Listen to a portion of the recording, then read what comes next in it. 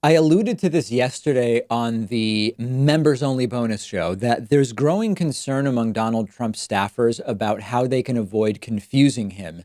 And the extent to which Donald Trump is confusable is a growing area of concern for the people that are working around him on a daily basis. One such example is that Donald Trump's aides were looking for Twitter to put in place a 15-minute delay on Donald Trump's tweets such that they could maybe be canceled or fixed or modified before they go out. I'll get to that in a moment. But there's a really interesting storyline that's growing from reporting by Politico and others about how Donald Trump is being kept away from certain people simply to avoid confusing him. And it's like dealing with a 9-year-old kid. And in fact, I would argue it's actually like dealing with a cognitively limited 9-year-old kid. Here's an example. Shortly after Ukrainian President Zelensky was elected, an actual Ukraine expert, the whistleblower that we now know as Lieutenant Colonel Alexander Vindman, who's at the center of a lot of controversy right now, Vindman was set to brief Donald Trump about Zelensky. Why? Well, it made sense. Vindman is an actual Ukraine expert. Trump needs to know what's going on in Ukraine. It makes sense to have an expert brief Trump about that issue. Trump staffers at the last second told Vindman, you know what? Don't show up. Trump will become confused by your presence because Donald Trump is under the impression that this other guy, Kashyap Patel, is actually the expert on Ukraine. Now, what's hilarious is that Kashyap Patel is not an expert on Ukraine. Patel was a Devin Nunes staffer.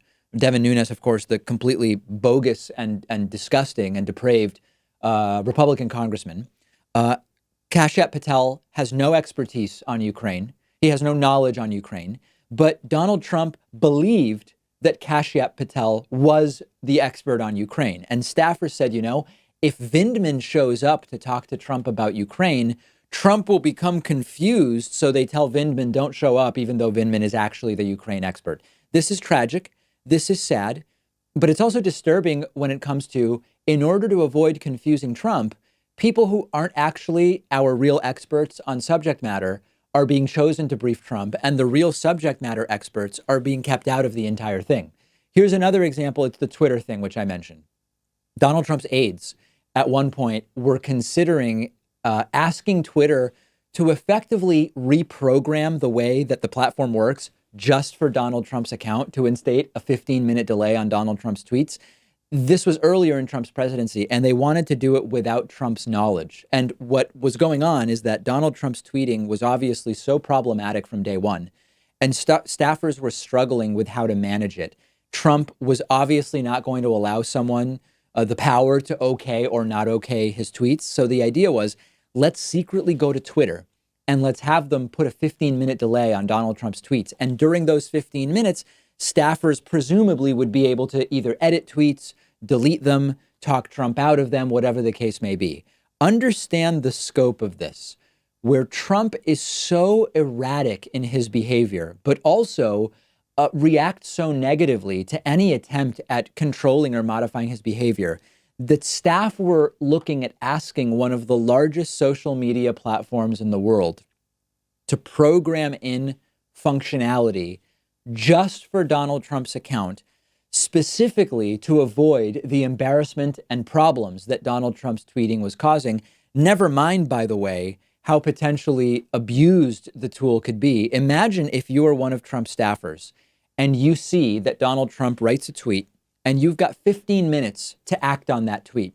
And you know that it's a tweet that could, for example, tank the stock price of a publicly traded company.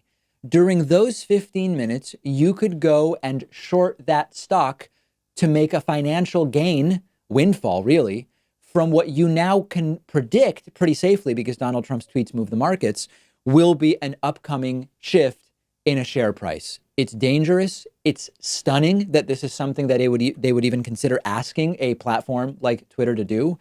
And the reality is something that we've known for a long time.